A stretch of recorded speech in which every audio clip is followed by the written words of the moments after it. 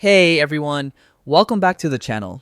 Today, I'll show you exactly how to set reminders in Microsoft Outlook, step by step, in this full guide. Whether you're managing meetings, tasks, or important deadlines, Outlook reminders are your best friend for staying organized and never missing a beat.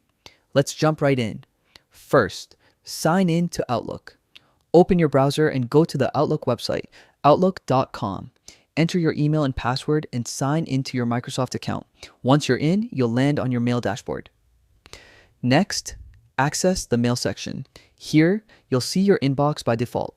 On the left-hand panel, you'll notice different icons: Mail, Calendar, People, and To Do. Even though we're starting in Mail, we'll quickly move over to Calendar. That's where reminders really come to life.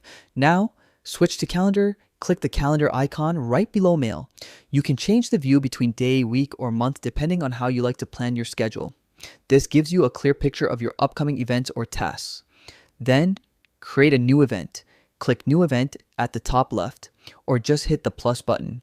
A window will open where you can add your event title, date, time, and location. Scroll down until you find the Reminder drop-down menu. Now, set your reminder. Here, you can choose when Outlook should alert you.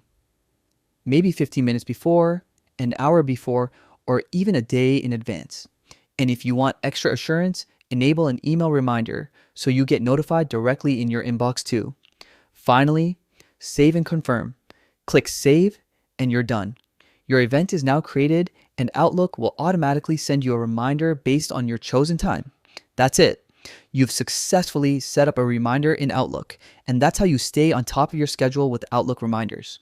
If this video helped you, make sure to give it a like, subscribe for more quick tech tutorials, and drop a comment if you want me to cover Outlook tasks or meeting tips next. Thanks for watching, and I'll see you in the next one.